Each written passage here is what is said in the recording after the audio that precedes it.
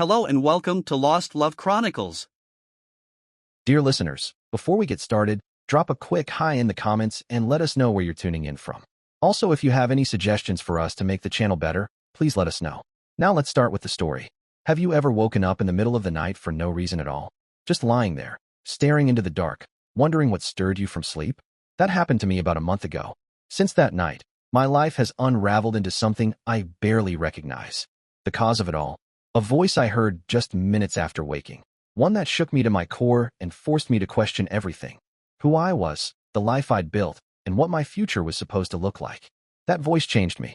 I went from being a mild-mannered, good-natured man to someone bitter, angry, and cold. Heartless, some would say, and I wouldn't argue. Let me back up. My name is Ben Logan.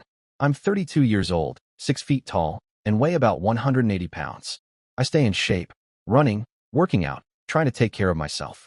I wouldn't call myself a heartthrob, but I'm not hard on the eyes either. I work as a division manager in a company based here in Central Texas. Was married to Tessa Whitaker. She's 30, stands about 5 feet 6 inches, and she's gorgeous. Absolutely stunning, the kind of beauty you'd expect to see on a movie screen. She was the love of my life. At least, that's what I believed until that night. Lying there in the dark, I heard her mumbling in her sleep. And those words, they shattered everything. But baby, I can't. Ben's trip got canceled, and he'll be home the whole time. I didn't sleep much after that. I just stared at the ceiling, trying to make sense of what I'd heard. The day before, I'd canceled my business trip to New York. There were issues with a few board members from our parent company, and I needed to stay and handle it. Before the night ended, she murmured 2 more things. Each one hit like a hammer to the chest. Miles, I'll let you know when. And then, of course I love you, baby. No one but you. The alarm came much too early for me after such a sleepless night. I had awoken at 3:05 a.m. according to the clock on my dresser and had gone to bed about 11:30. So when the alarm went off at 7, I'd had about 4 hours of sleep. But, except for the first 3 hours of the night, my sleep had been anything but restful. Tessa didn't act any differently than she had on any other morning. We each got up, showered, dressed, had breakfast, and drove our separate ways to work. Tessa worked for an ad agency in Southwest Austin. I worked for a manufacturing plant in Northeast Austin. We lived near the bedroom communities northeast of Austin between Hutto and Pflugerville. When my parents settled here after my dad retired from the Air Force, he bought 50 acres of farmland that is now pretty much surrounded by housing subdivisions.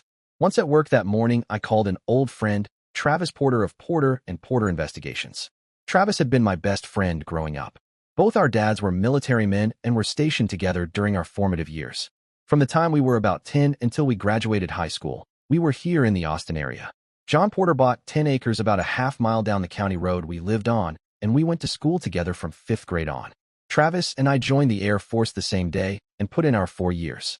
He was a police investigator, and I was an avionics technician. While we were in, we also started our college education to get our degrees. I ended up with 2 bachelor degrees, electrical engineering and business management. Travis also got 2, criminal justice and law enforcement. We both finished out our education as 5th-year seniors at Texas State University in San Marcos, just south of Austin. Once we graduated, Travis worked as a police officer in Pflugerville and then as an investigator for the Austin Police Department. Then some budget cuts came down, and he struck out on his own. Because of his experience, his excellent work, and the connections he had formed with the police, he was used by most of the local DAs and police departments as well as many of the area's lawyers.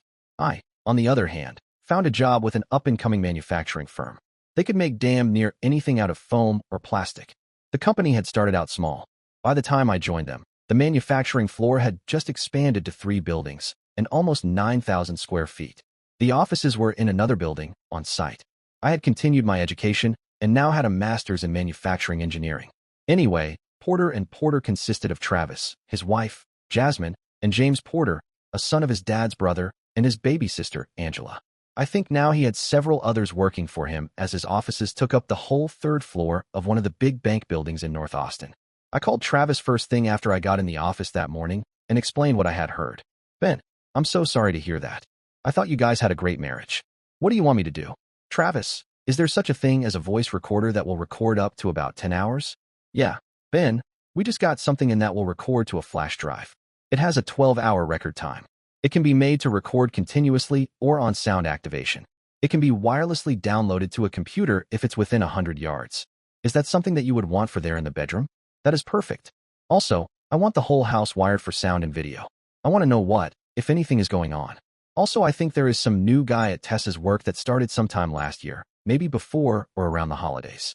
I also think she said that his name is Miles, but I kind of passed it off at the time.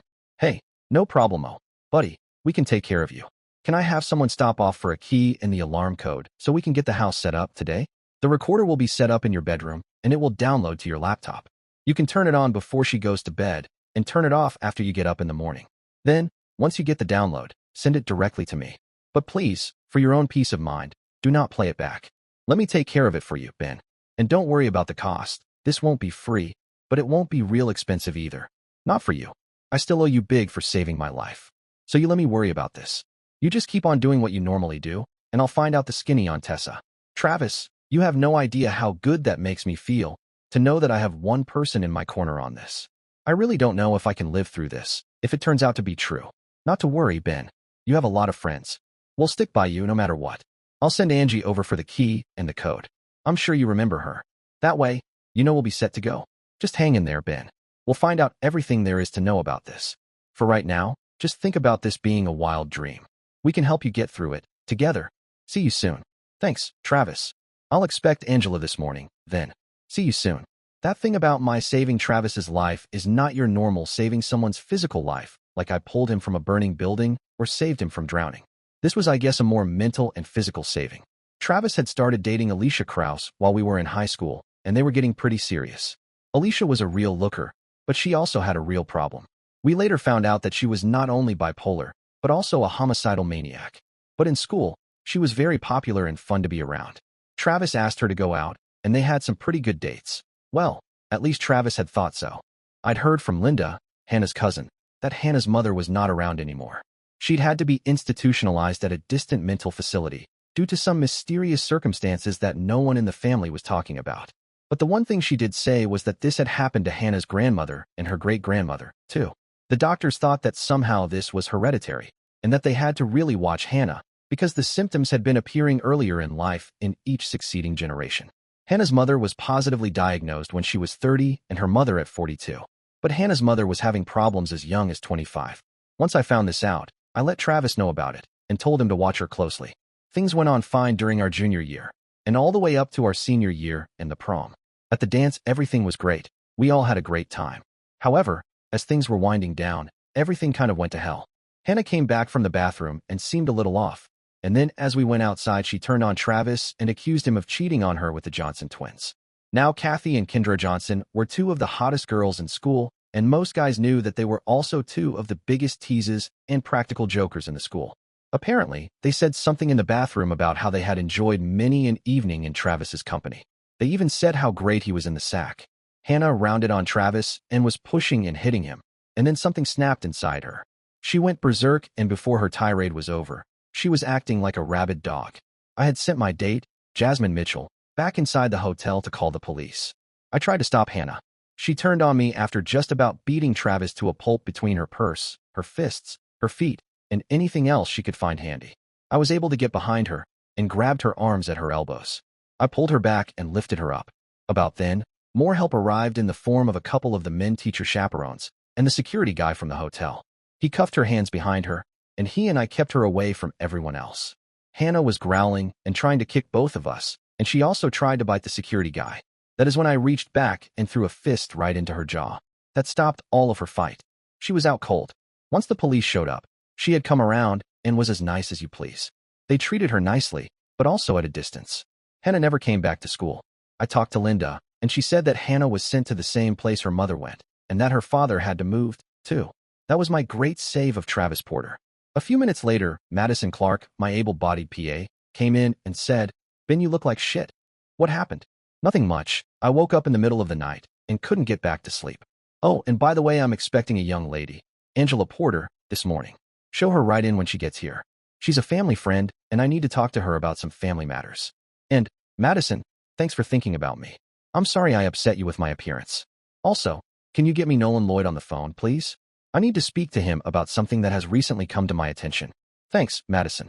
Madison has been with me for the last 2 promotions. First she was my secretary, and now she is my personal assistant.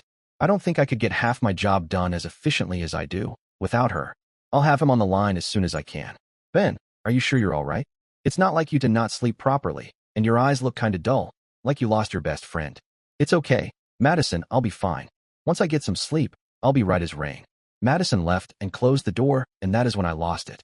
Yeah, I know big tough guys like me aren't supposed to cry, but I just couldn't help it.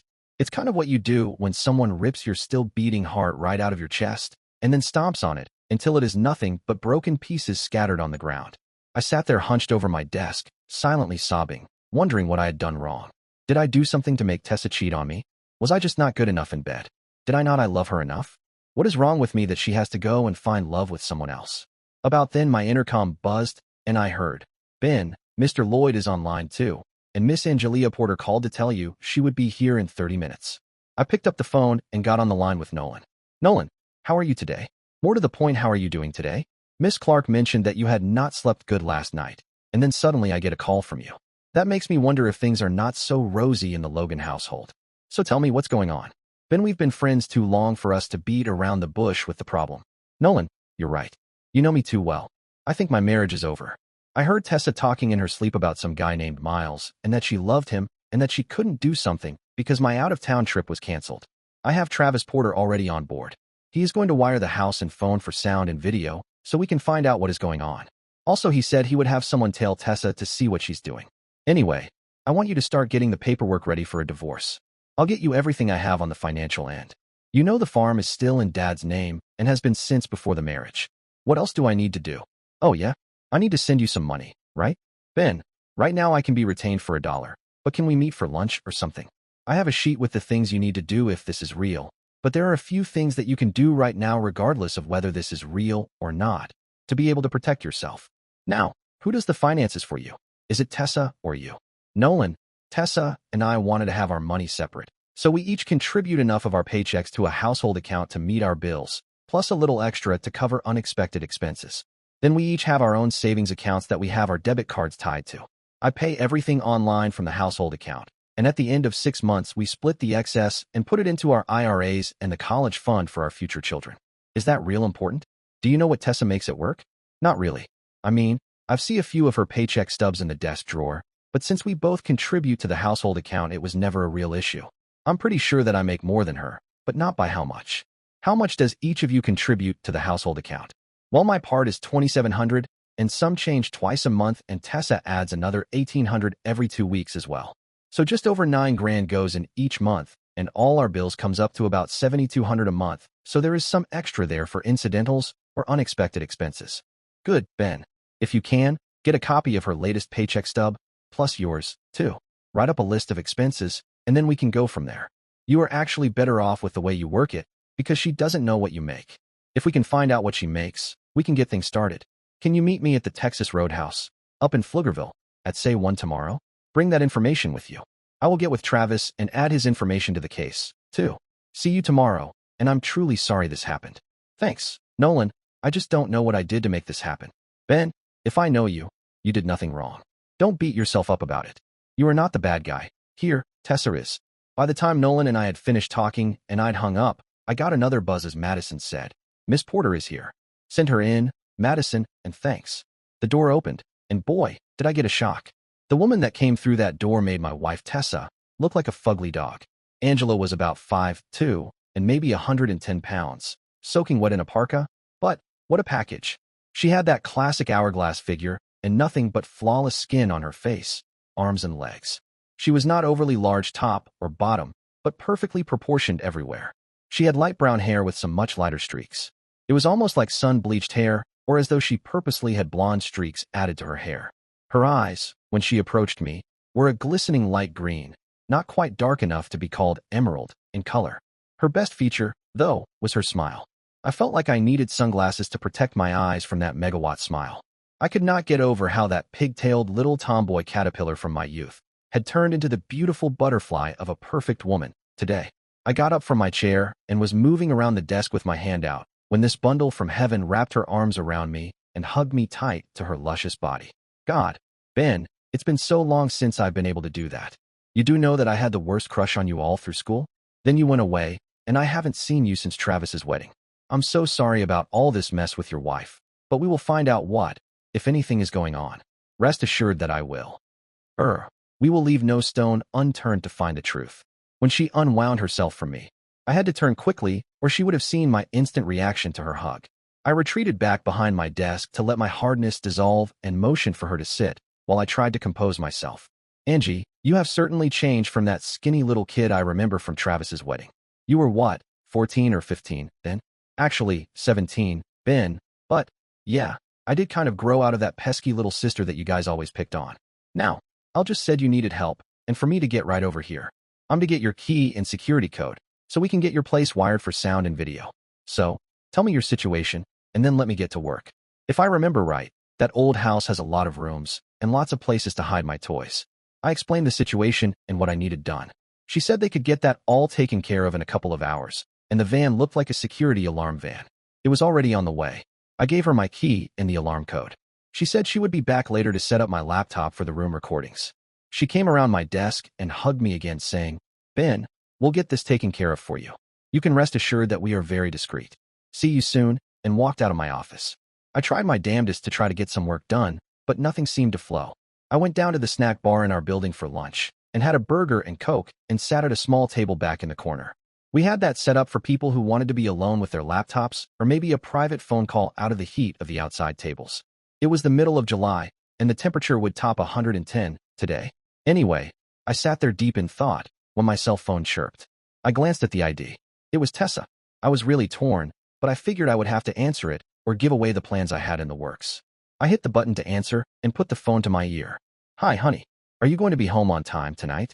I thought I would fix us a nice supper, and we could relax out by the pool afterwards, maybe even fool around in the hot tub after it got dark. I know how much you like that.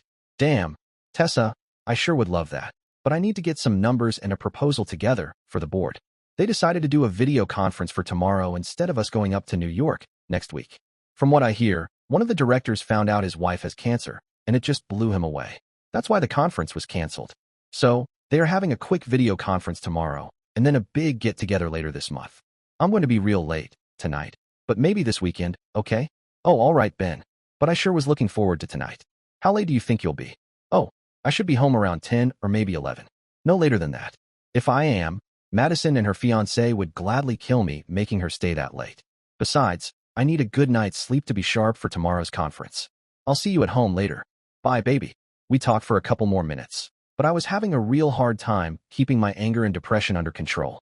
Then Madison came over to my table and said I had a phone call, so I begged off, and we left the snack bar. I wondered if Tessa noticed that I didn't end our conversation with love you as I normally did. Once at my office, Madison followed me in and said, Benjamin Franklin Logan, now tell me what the hell is going on, or I quit. I know that was your wife, and that you were struggling to keep your anger out of your voice and out of the conversation. So, she must be screwing around on you, because I know if you were going to cheat on her, we would have already done the deed in your office. She paused and just stared at me, and I could see the fire in her eyes. I sat down heavily in my chair. As I started to speak, Madison said, let's see. Angelia Porter should be Porter and Porter Investigations, and Nolan Lloyd would be the law firm of Weber, Prendergast, and Lloyd. So spill it, Ben, or I walk out of here and quit. The fire in Madison's eyes was pure hatred, and I could almost see the steam coming out of her ears. This lady was pissed, and if I didn't talk soon, that anger would be directed at me, and not at Tessa. You might as well know everything. Please sit down, and please don't look at me with those fiery eyes. If looks could kill, I would have been dead 10 minutes ago. I explained what I knew for certain, and what I surmised from what I had heard and not really paid much attention to. Then I told her what plans I had made and the other plans that were in motion. In conclusion, you know as much as I do, so please let me live. No on second thought, kill me now. I'm ready, I said as I opened my arms and sat back in my chair like a submissive dog or vanquished foe. Oh, you old fart, I could never be mad at you. Is there anything I can help you with? You do remember that I know Connie Schaefer over at Keller, Parker & Associates. That is the ad agency the bitch works at, right? Who is this Connie, and why should she do or know anything about Tessa? Well, Connie and I grew up together and I introduced her to Easton, her husband, and she just happens to work in HR there. So, let me make a call and see if we can find out some things, like what Tessa makes. And is there a Miles that works there? And if there is she chummy with him? Then you will have more information, and no one needs to go to the agency to try to snoop around and get caught, or to let your cheating bitch know that you know anything. That's who Connie is. Okay, I guess that works for me. I'll let Travis know that we have that part covered. Now we really need to stay late tonight to get all the work done that I have been neglecting all morning. I hope that's all right with Caleb and you. Ben, Caleb and I have an understanding. If I say I have to work late, that means I have to work late. And if he ever says he has to work late, then he also knows that I will be there sometime soon after I am done here, and that I will be right there with him all night if necessary until he is done. In fact, we usually get done faster because I help. But he trusts you, and even though he knows that if I really wanted to start something with you, you would turn me down flat and call him immediately. Now that is trust, and we aren't even married yet. You're right, Madison. I would call Caleb immediately if I thought that you were doing something behind his back. We have a kind of danger or early warning pact type of thing between us. Whoever knows if the other is being stepped out on, speaks up. Then we will not be the last to know. So I believe you. Now can we get some work done? I didn't lie to Tessa. I really do have to have a presentation ready for tomorrow. Of course it's almost done. I just need your finishing touches to make it presentable.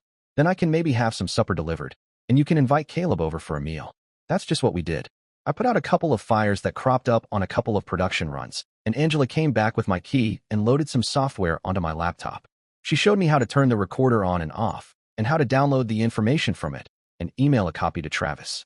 Then Madison, Caleb, and I had some Cajun food from the Dine on Demand company. They pick up food ordered from wherever and deliver it to you, still hot, for a fee. We had a real fine night. Tessa called me about 9:30 to ask when I was coming home. I said I was just about to leave and that I would see her soon. We broke up our nice supper event and all went home. When I got home, Tessa was dressed in a very pretty sheer black negligee and was all over me, but I feigned tiredness and said I was beat and just needed a bed. I could smell fresh soap on her, so I knew she had freshly showered. She normally showers in the morning, not at night, so that was suspicious. I did start the recorder from my laptop before I went to bed. I also took 2 sleeping pills before I got into bed. I was out like a light about 10 minutes later and stayed asleep until the alarm went off the next morning. Tessa went into the bathroom, and I went to my laptop. I turned off the recorder and went about my normal morning routine. I summoned the courage and fortitude to kiss Tessa goodbye and then headed for the office. I emailed the overnight recording file to Travis and went about my day. My presentation went well, and I received a lot of comments from the home office and the board members that were there. I heard some veiled references that our director may be moving up to the home office and that they were kind of looking for a replacement locally. I knew I would have to talk to George Holmes, our director, to let him know of my predicament. I stopped by his office to let him know that although I would love the job, if offered, I couldn't take it until my divorce was final. He understood perfectly, as his brother had been raked over the coals from an unfaithful wife after he had been promoted 2 months before the divorce was final. He said if they really needed him up at the home office, then I would get the job, but not the money or the title until later. They would hold my promotion until afterwards, and my year-end bonus would be based on my new position. He said that the home office was really impressed with my work and with his recommendation that I take over for him here. I met Nolan at the Roadhouse for lunch and gave him everything I had, and all that Madison had found out from her friend Connie. Things went about normal for a couple of weeks. It was torture for me to try to be civil to her, but we were getting a lot of good information from the tapes and surveillance that Travis's company was doing. Then I got a call from Travis shortly before quitting time. He said that they had everything wrapped up and that Nolan would be there soon with papers for me to sign. He reminded me that I needed to pay Nolan my dollar. Hell, Ben, give him $2, one for each of us, and we're square. It seems that your other half had a gentleman caller last night. We have it all on tape, with HD and surround sound. But hear this, Ben, I would strongly suggest that you never see that video. As for that recording from last night, there was nothing of interest on it. A few snores, and you going over your presentation and her worrying about some new policy at work about non-fraternization with outside vendors, as well as employees within a division. I think that she may cool it for a while, but we've already got enough evidence to give us what we needed. They talked about when it started, and I think last night was going to be the end for a while. Boy, I'm sure glad we got this before they decided to stop. How long, Travis? How long have they been doing this? It appears that something happened at the Christmas party, then again at the New Year's party, and it kind of escalated from there. It looks to be about 6 to 7 months, altogether. I'm so sorry, Ben. I wish we could have told you nothing was happening, but there it is. Stop by the house soon. We'll burn some meat, cheer for the Cowboys, and drink a lot of beer. Angie says she's very glad to see you again. I think her crush on you just got bigger, again. Thanks, Travis, you have been a big help. Tell Angie that she just might see more of me, but not for a while. God, I couldn't get over the change in her from when I last saw her at your wedding. Besides, I have to digest this first and get over the feeling that I did something wrong. I know I didn't, but the doubt is still there. You know they say you can't just stop loving someone immediately? Well, I now know that to be true, but sometimes the love is overwhelmed by the hurt that your loved one causes. I guess I thought we had the perfect marriage, and that we loved each other more than anything or anyone. Then all of a sudden, the love is not there, or if it is, the respect and trust is not there anymore. I gotta go, Al. See you soon. Yeah, see you soon, Ben. Remember, if you need anything at all, just call. I'll always be there for you, just like you have always been there for me. While I was talking, Nolan had come in and seated himself in front of my desk with his briefcase. He sat there, quietly, and waited until I had composed myself. Then he slid the papers over for me to sign. He said he had to hurry, because the judge was waiting for the papers, so he could sign them, too. He wanted to know when I wanted them served. I said, tomorrow, 10 a.m., at her work. He said bye and left in a hurry. That was it. It was now out of my hands. I had only one more night to put up with that cheating bitch, and then she could go to hell. I tried to remember those holiday parties. I knew there were a few times that Tessa was not by my side, but I would usually see her talking to some of the other coworkers. Now that I thought about it, there were a few times when I'd looked around and hadn't seen her. Then a little while later I saw her again, and she smiled at me. We had showered separately when we got home. That restaurant of the Christmas party was too hot. And then at the New Year's party she had spilled some wine on her dress, and she wanted to get it out, and she needed a shower because of the wine soaking through. Now that I think about it, that wine stain was very funny. She had been drinking white wine all night, but that stain started to look a little crusty once we got home. Oh my God. She had given someone a BJ, and a few drops got on her dress. How could I have been so blind? I really was a clueless bastard. No wonder they kept it up. They probably had a good laugh about that later. Well, neither one would be laughing tomorrow. The divorce had two sets of paperwork, one for irreconcilable differences. The other was for adultery with a suit of alienation of affections against Miles and another suit for her company. If she signed the paperwork, then we went with the easy one. If she refused, then we played hardball, and everybody got dragged into this. We had no children, so it could be very easy with a 50-50 split of assets and monies, and no alimony. I did find out that Tessa was almost making what I was, so that was even better. We would need to cash in the college fund, but that was it, unless I wanted to buy her out of that. With her making about the same as me, her IRA should be about the same as mine, also. I probably had more in savings, but who knew? The farm was still in my dad's name, and we were renting it for $500 a month. He was leasing the farmland out, and was getting that income, too. They couldn't touch that. She had her car, but we'd paid for that from the household money. My 5-year-old Dodge 1500 truck that I drove was paid for. Tessa had a 2-year-old Lexus that we drove when we went out, but she wanted something nice, so we bought it. I did have an old '69 Dodge Charger in the barn, but it needed restoration too badly. I figured that once I got some time, later on, I would work on it. I'd fix it up like new. I thought that once the 2013s came out, I would try to find me a 2011 Challenger with the 6.4L Hemi to drive around. I thought I could add the twin turbos and jump the 470 horsepower up to around 600 or 700. I may not, just because of the gas prices, but who knows? It may be just the thing to attract some decent women. I need to stop daydreaming and try to work up the balls to go home and lie to my bitch of a wife for one more night. As I left, Madison gave me a hug and said, only one more night, and then freedom. See you in the morning. Thanks, Madison. I love you too. Tell Caleb that I said he is the very best woman around here. I drove my truck home and hoped for the best. When I got home, Tessa was not home yet. I puttered around in the kitchen making a nice tuna salad and put it in the fridge. I had changed into shorts and a Hawaiian shirt we'd bought on the island during our honeymoon, and fixed myself a stiff drink, and sat on the screened-in back porch overlooking the pool. I think it was about an hour later when I heard the front door close and heard the clippity-clop of high heels on the hardwood floors. I yelled, I'm out on the porch. I heard back, I'll be there in a minute. I want to change.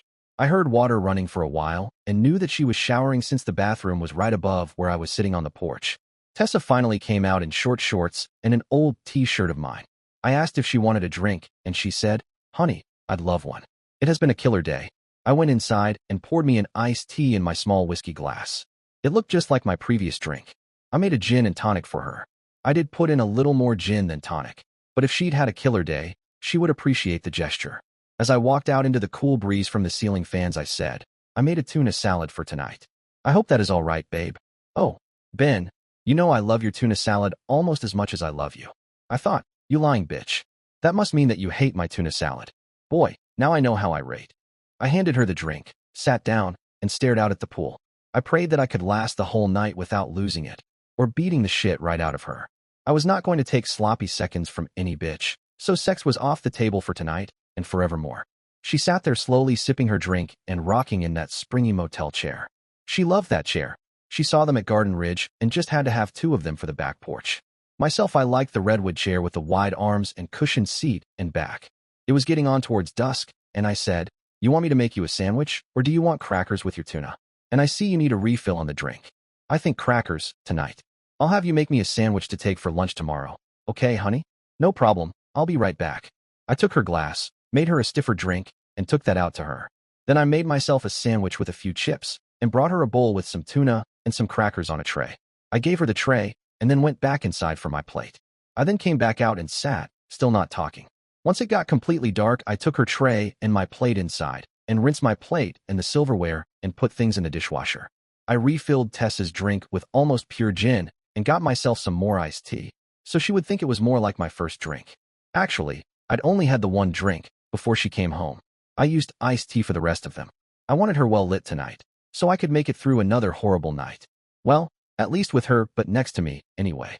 The humidity was starting to get a bit thick, so we went inside. I went about closing up the house for the night. I made sure I turned on the bedroom recorder. I said I was tired and headed up the stairs. Tessa tried to follow me, but she was a little too unstable. I assisted her upstairs and into the bathroom. I got ready for bed in the other upstairs bathroom. I was in bed when she came back, tottering around the bed to get in. I waited until she was in bed, and I tried to snuggle up to her. She said, "Baby, not tonight. I'm not feeling too good. I must have drank too much." She made a kissing sound and rolled over facing away from me. Great. I didn't have to have her pawing me all night, as was usual. When the alarm went off in the morning, Tessa moaned and held her head as she looked at me. I was awake, refreshed, and ready to start the day. Today was Friday, and the best day of the week, maybe even the month. Today my cheating wife would be served with divorce papers at work, and I wouldn't have to lie next to the bitch who'd torn my heart out and then had the nerve to bring her lover to our house and screw him on our bed. I think a new bed was in my future. Tessa dragged her way through her morning ritual of showering, face painting, and dressing like a call girl. How would I know how a call girl dressed, you say? Well, when I was up in the Big Apple, one of the visiting executives from one of our other subsidiaries hired one for an evening out. I heard that she cost him $5,000 for the night. I really hope she was worth it, because the next day at the meeting, he was fired and sent back home in disgrace. I leisurely drove to work. Today, I was actually whistling a tune I had heard on the radio this morning. They had a real classic on the country station this morning as I was driving in. It was "He Stopped Loving Her Today." I wasn't so bad that I took the love I had for Tessa all the way to the grave, but I really did stop loving her today. Today really was the first day of the rest of my life. I would celebrate this day forever. And how fitting it was too. Friday the 13th of July, 2012. It would be my Independence Day. I always got chills when I heard Bill Pullman give his Independence Day speech in that movie. But now I knew that deep down inside of me, I heard that speech again. I would not go quietly into the night, and I would not vanish without a fight. I will live on. I will survive. Because today will be my Independence Day. Between those two things, I think I really turned my life around. I realized that I could get over this, because I already had. I felt nothing for Tessa. She was not able to hurt me anymore, because I had moved on. Somehow, by recalling that speech and hearing that particular song, I had left my love for her behind me. I was reborn. I could start over and be happy that I found her out so soon into my marriage. I was still young enough that I could start over and have a wonderful life. I came in the outer door to my office, and Madison looked at me and smiled. "Ben, you look terrific. What happened?" I swept her into my arms as I danced around the room, and then kissed her right on the lips and said, "Happy." I left her standing there with her mouth open and a puzzled look on her face. I went in my office and left the door open. I sat down and turned my computer on. I looked up that Bill Pullman speech. Just as Madison came in the door looking even more puzzled, I turned the speakers up and played the clip from that movie. As Bill spoke, I got cold chills again, just I had when I first saw it in the theater. Madison sat heavily in the chair in front of my desk and listened. The speech is very short, but very powerful. I reran the speech again and then shut it down. "Madison, today is my Independence Day, my independence from my cheating bitch of a wife." That reminded me of that speech that the president gave to the brave men and women before they went to battle the aliens that were hell-bent on eliminating every living thing on the face of the earth. That speech has been said that it makes every other presidential speech, except for Kennedy's Ask Not speech and Lincoln's Gettysburg Address, seem like boring talks.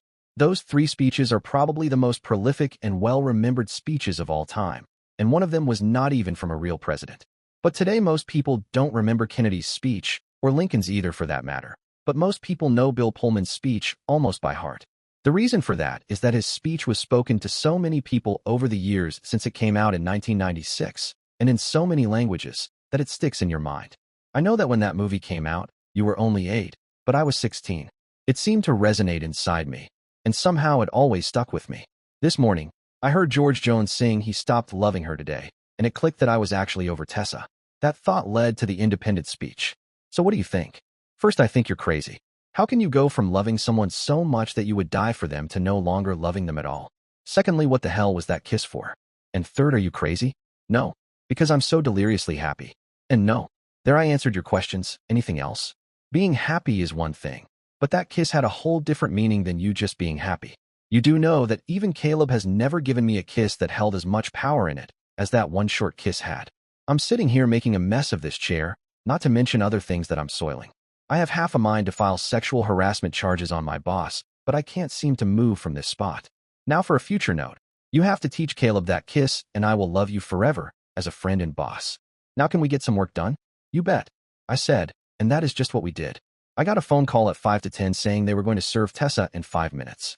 I kind of waited with bated breath for the phone call I knew was coming. Madison was going to transfer the call right to me and record it. Independence Day at last. Now let's check the story from Tessa's side. I guess it all started in college. I was really a good student and didn't go for all the parties and fooling around most college kids did. I wanted to get a good education so I could get a good job. Once I was established and making some good money, then I could have fun.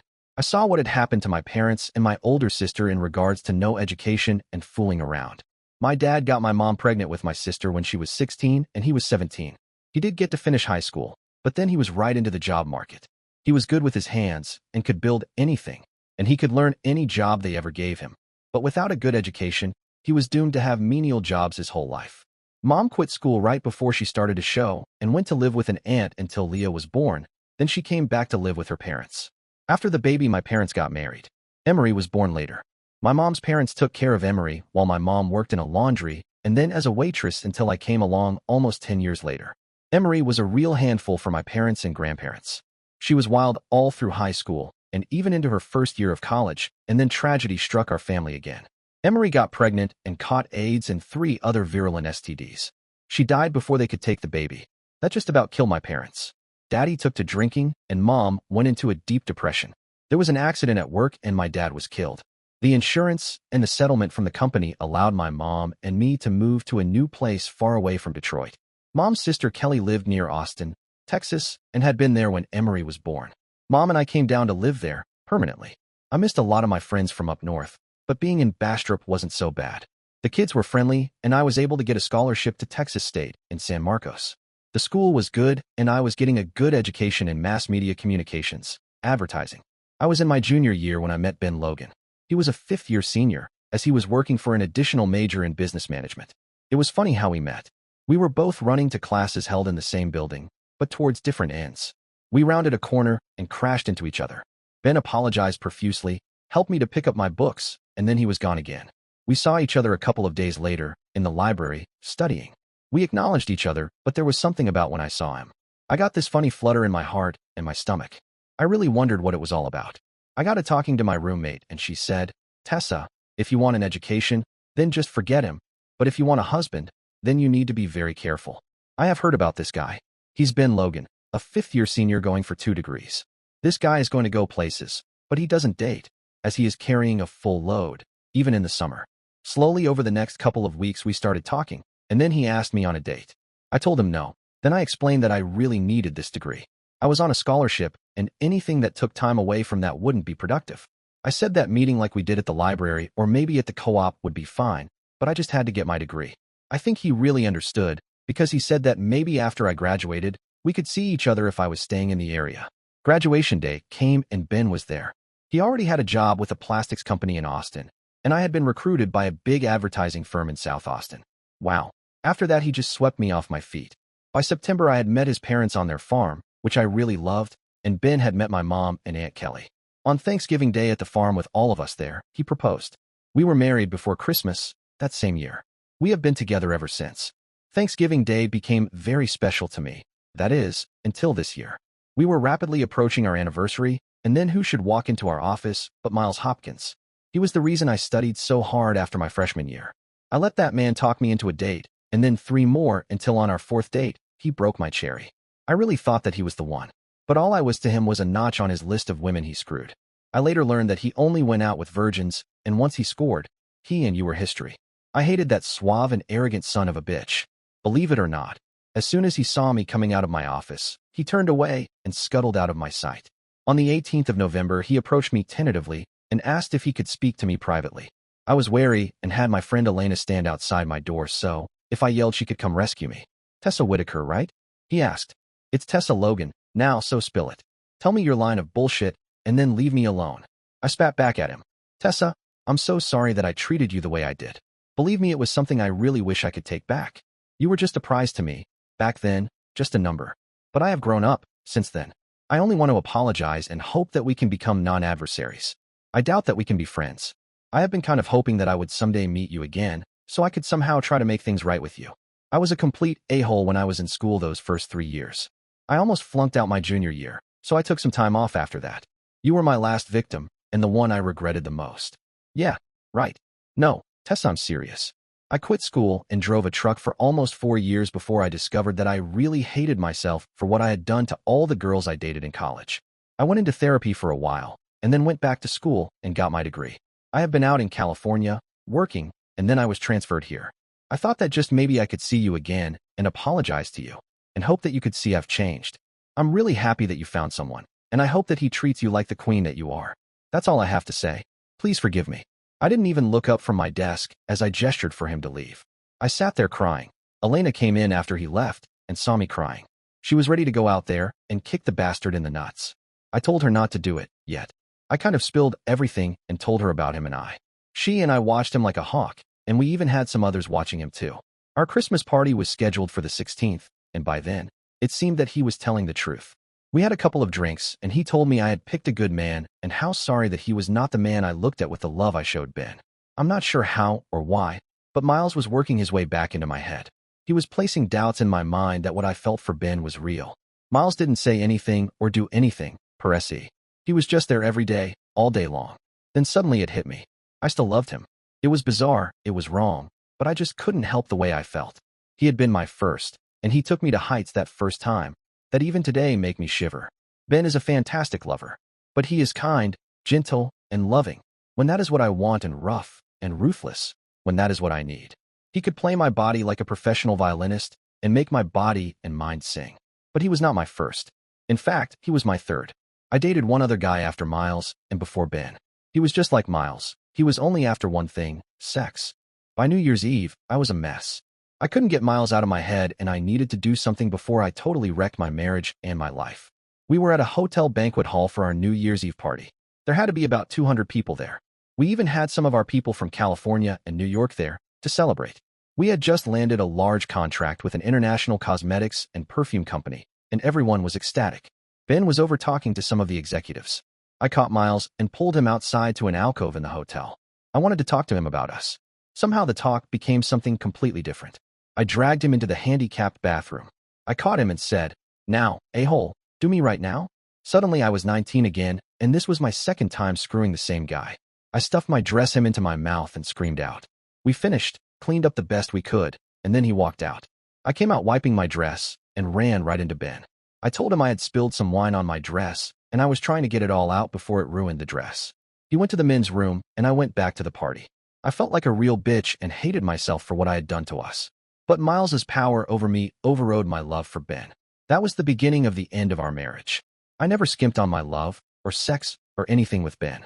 He was my husband and the love of my life, but Miles held my mind. It was just sex, or was it? Was what I had with Ben real love, or was it what I had with Miles? I just couldn't tell which was real and which was my fantasy. After that night, we met once or twice a week for fantastic sex. We started going to motels, but they were getting too expensive, so we started going to his apartment. I hated that lumpy bed, so every once in a while, when Ben worked late or was gone, Miles came over to the house. I really hated to use our bed, but I couldn't help myself, either. Then in mid-July, there was a new non-fraternization policy introduced company-wide. It didn't allow people in the same division to date or marry, and nothing was allowed with any of our clients. That scared me, and I told Miles we had to quit for a while. He begged for one last time, and then Ben called and said he would be late. So, for one last time, I invited Miles over to the house. That night, Ben was too tired to do anything. I had already showered and dressed up nice and sexy for him. I figured that the next night, Thursday, would be the time to make up for the other night. Ben beat me home because I had a quickie with Miles at his place. I then hurried home. I found Ben out on the back porch. He had made tuna salad. God, I loved his tuna salad. He asked me to go change, and we could eat out on the screened-in porch. I ran upstairs and took a quick shower. I went back downstairs in a pair of short shorts and Ben's old t-shirt. He made me a drink, and we sat and held hands as we watched the dying evening. We were facing east, so there was no sun to block our view out to the in-ground pool and the trees on the back part of the house lot. It was peaceful and wonderful. Ben made me another drink, and although it was a little stronger, I really needed it. Then he got me supper on a tray. God, all the little things Ben did for me because he loved me, always amazed me why he could put up with a cheating bitch like me. Later at bedtime, Ben helped me up the stairs to bed. He helped me get undressed and put me to bed. I was a little drunk and a lot depressed. I needed to tell Ben about all that I had been doing. I just hoped he understood and could accept that I was a failure as a wife. The next day was a nightmare. First, I was a little hungover and a lot depressed. I decided that now was the time to drop Miles like he dropped me before. No regrets, and just goodbye. When I came in and saw him, I called him into my office. I told him he and I were through and he had better try to transfer back to either coast because he couldn't stay here.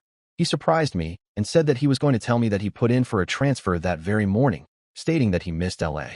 Then came the shocker. At 10, some gum-chewing college girl in a ponytail came in and asked for Mrs. Tessa Logan.